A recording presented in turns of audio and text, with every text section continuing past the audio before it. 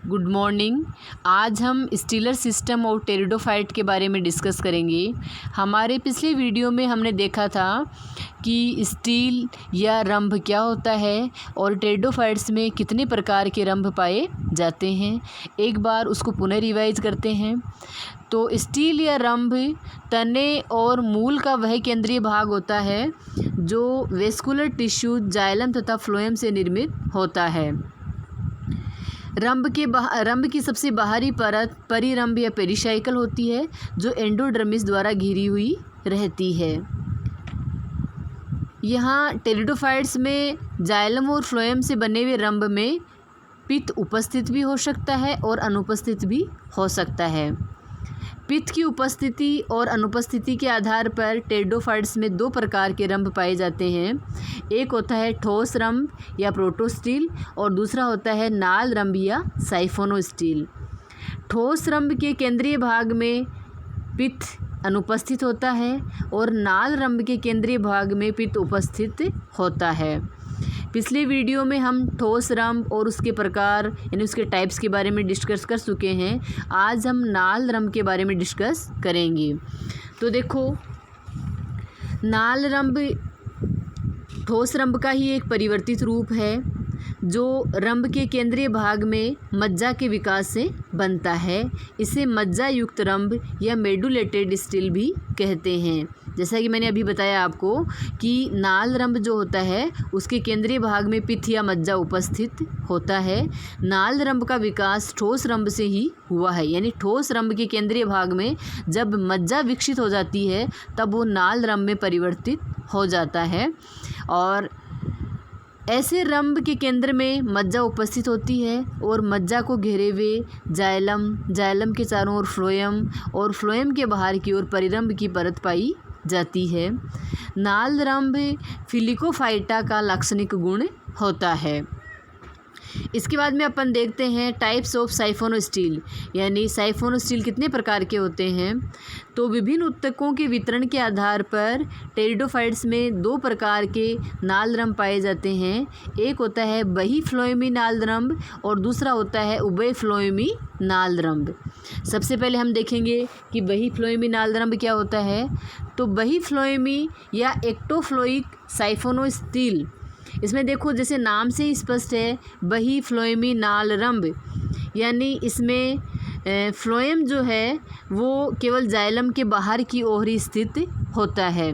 दूसरा उभय फ्लोएमी नाल रंभ में क्या होता है, फ्लोएम जो होता है वो जाइलम के अंदर और बाहर दोनों जगहों पर पाया जाता है। सबसे पहले देखो बही फ्लोएमी नाल रंभ में कि कुछ टेरिडोफाइट्स के नाल रंभ में फ्लोएम वलय केवल जाइलम के बाहर की ओर होता है। इस प्रकार का रंभ बही फ्लोएमी नाल रंभ कहलाता है। यहाँ पे मैं आपको एक डायग्राम दिखा रही हूँ। ये वाला जो डायग्राम है वो अपने को दिखा रहा है बही फ्लोएमी नाल रंभ।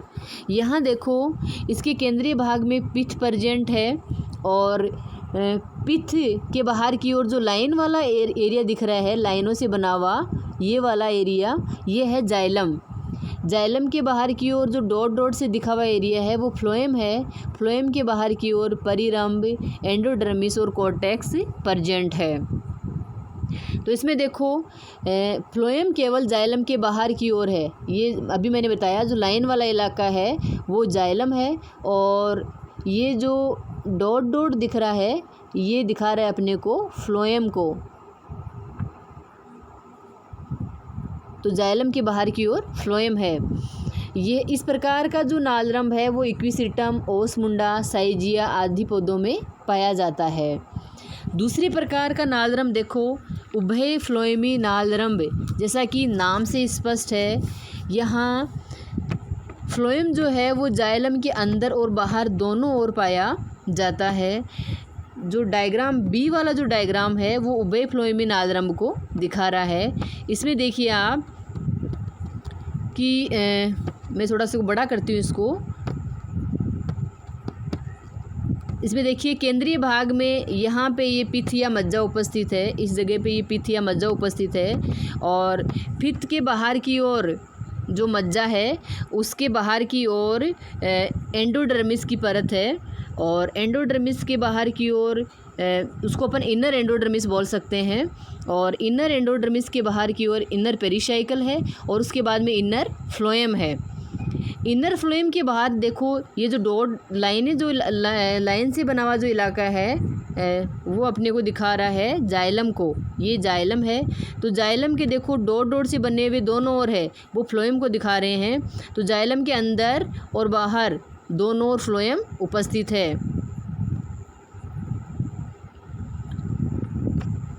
इसके बाद में देखो कि उभय फ्लोएमी नालरम में क्या होता है कि कुछ टेरिडोफाइट्स में फ्लोएम वलय जाइलम के बाहर और अंदर दोनों ओर पाया जाता है।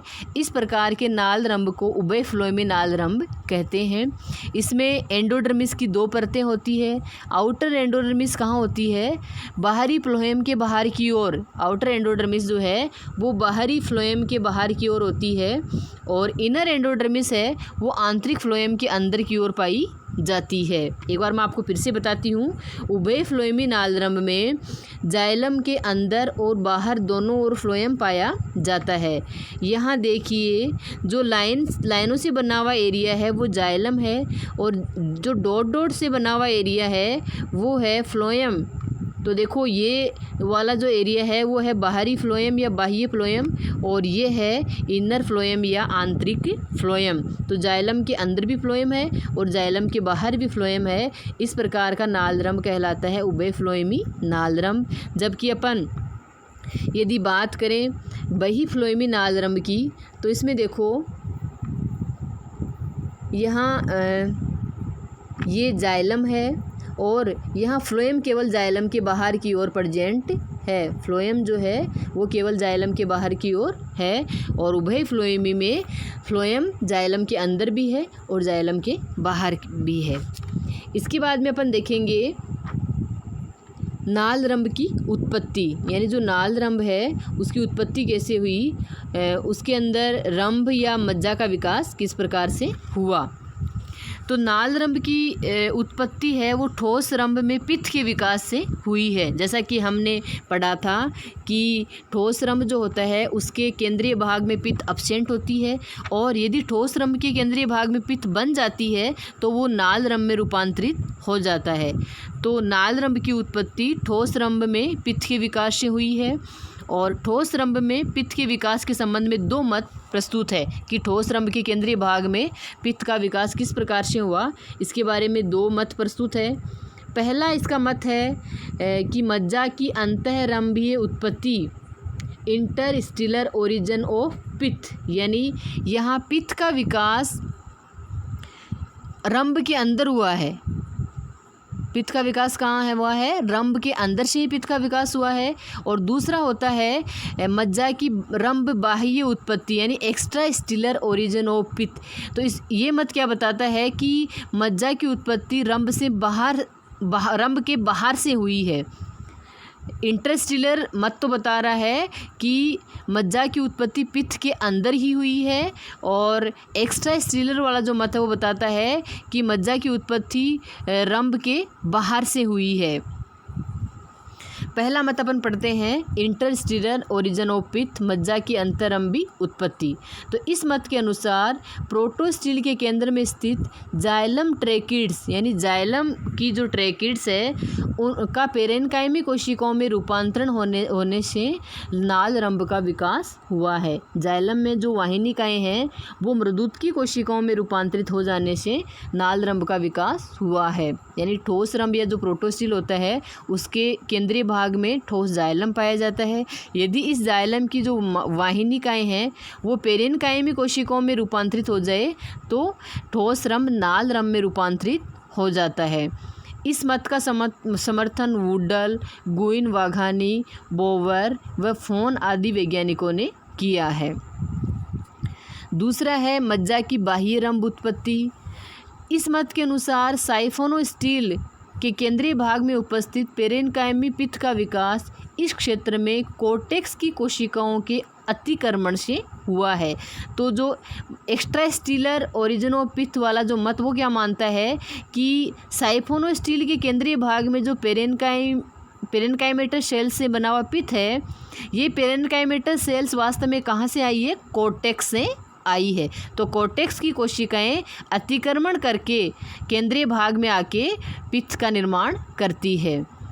पेरेनकाइमी कोशिकाओं का अतिक्रमण संभवतः पर्ण या शाखा विदर लीफ या ब्रांच गैप से होता है और इस मत का समर्थन जेफरी द्वारा किया गया। एक बार फिर से इसको रिवाइज कर लेते हैं कि मज्जा की अंतःरंभी उत्पत्ति से संबंधित जो मत है वो ये मानता है कि प्रोटोस्टिल के केंद्रीय भाग में जो जाइलम है उस जाइलम की वाहिनिकाएं पेरेनकाइमेटस सेल्स में रूपांतरित हो जाती है और यहाँ इसी वजह से यहाँ नाल रंभ का विकास हो जाता है।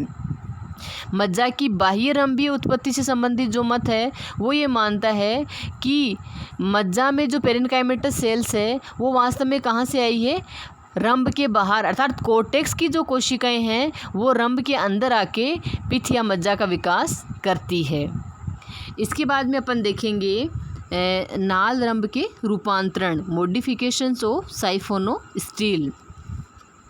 यहाँ देखो नाल रंभ के रूपांतरण में अपन 3 प्रकार के रूपांतर पढ़ेंगे, सोलेनोस्टील या नली रंभ, फिर दूसरा अपन पढ़ेंगे डिक्टियोस्टील या जाल रंभ और तीसरा अपन पढ़ेंगे पॉलीसाइक्लिक स्टील या बहुचक्री रंभ। सबसे पहले अपन देखते हैं सोलेनोस्टील या नली रंभ क्या होता है। तो देखो यह है साइफोनोस्टील का एक परिवर्तित रूप है। इसमें लीफ ट्रेस, अपने पिछले वीडियो में जिसमें अपन ने प्रोटोस्टील या ठोस रंभ के बारे में डिस्कस किया था वहाँ पे अपन ने ये भी देखा था कि लीफ ट्रेस क्या होता है। तो लीफ ट्रेस वास्तव में तने का जो रंभ है वो पत्ती के रंभ से एक संवहन ऊतक द्वारा जुड़ा रहता है जिसे लीफ ट्रेस कहते हैं। दोबारा सुनिए, तने का जो स्टील या रंभ है वो पत्ती के स्टील से एक संवहन ऊतक द्वारा जुड़ा रहता है जिसे लीफ ट्रेस कहते हैं। तो जो सोलेनोस्टील जो होता है उसमें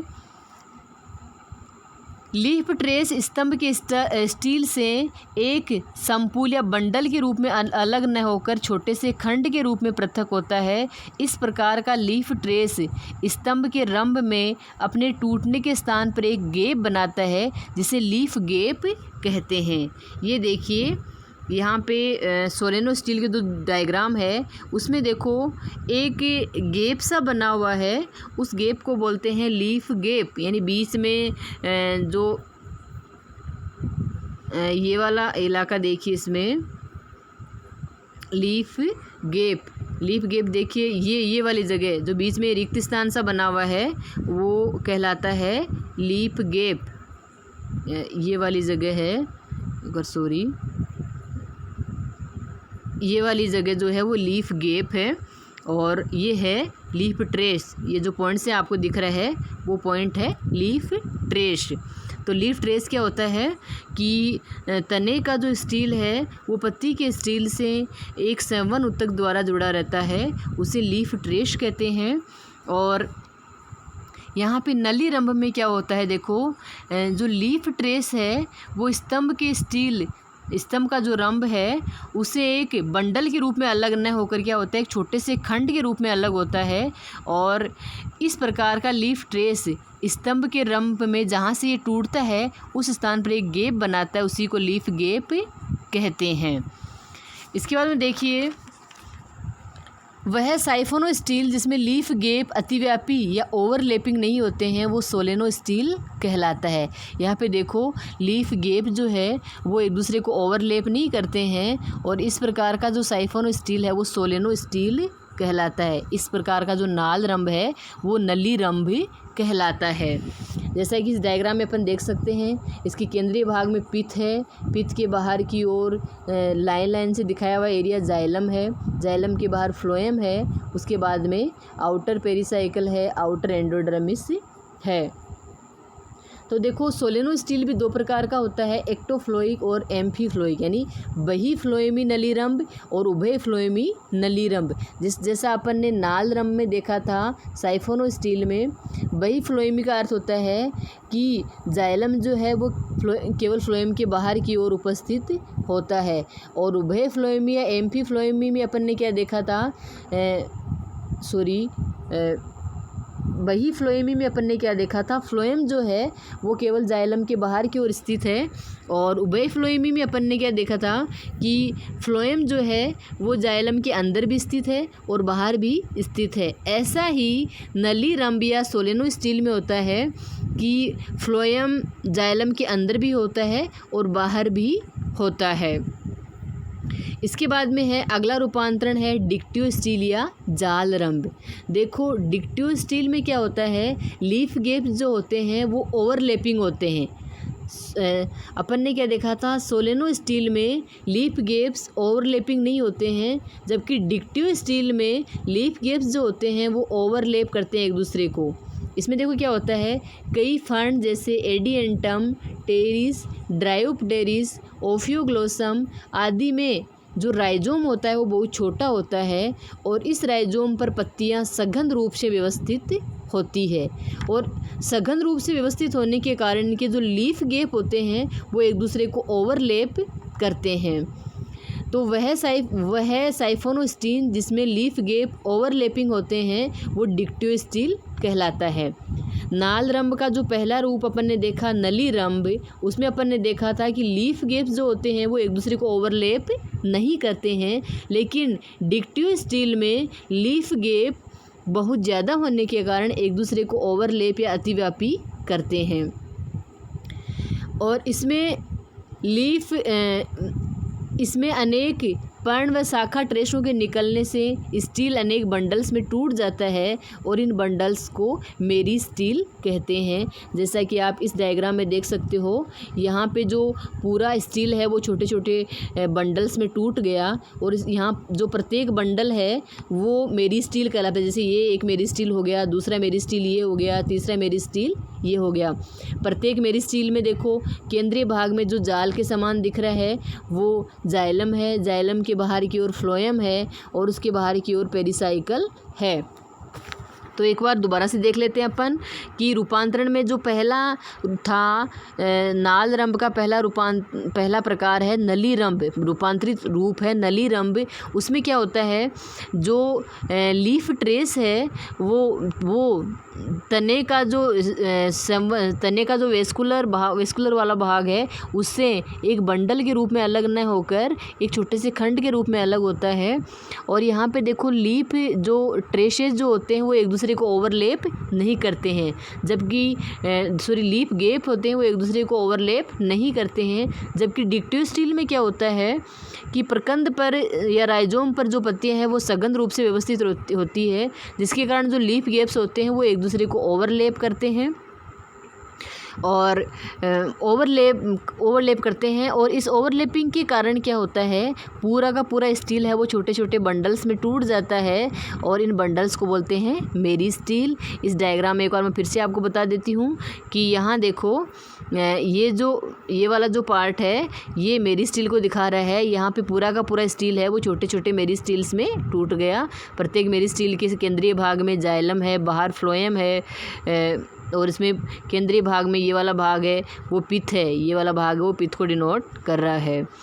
इसके बाद में देखो तीसरा जो रूपांतरित रूप है वो पॉलीसाइक्लिक स्टील बहुचक्री रंभ। इसमें क्या होता है, जब संवन उत्तकों के दो या अधिक सकेंद्रीय यानी कॉन्सेंट्रिक रिंग्स रंभ में उपस्थित होते हैं तो ऐसे रंभ को पॉलीसाइक्लिक स्टील कहते हैं।